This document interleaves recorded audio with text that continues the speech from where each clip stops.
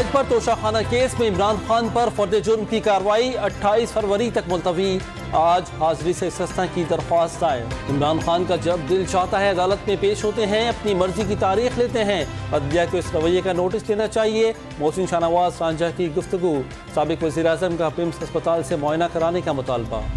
Police party پر حملہ، سڑک block کرنے کے الزام میں لاہور ہائی کورٹ نے عمران خان کی 3 مارچ تک حفاظتی ضمانت کی درخواست منظور کر لی۔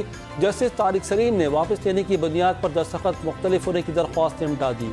عمران خان کی جانب سے عدالت میں پیشی کے موقع پر باہر نکلنے والے کارکنان سے اظہار تشکر، باہر نکلنے پر تمام کارکنان اور خصوصاً وکلاء برادری کا تہہ دل سے مشکور ہوں، سابق وزیر اعظم کا ٹویٹ۔ صدر نے پنجاب اور خیبر پختونخوا میں انتخابات کے لیے 9 اپریل کی تاریخ دے دی۔ الیکشن کمیشن کو انتخابی ایکٹ کے سیکشن 57(2) کے تحت شیڈیول جاری کرنے کا مشورہ۔ صدر عارف علوی نے اپنا حق ادا کر دیا، الیکشن نہ ہوئے تو ملک میں خانہ جنگی ہوگی، 22 فروری کو گرفتاری دینے کے لیے تیار ہوں، شیخ رشید کی میڈیا سے گفتگو۔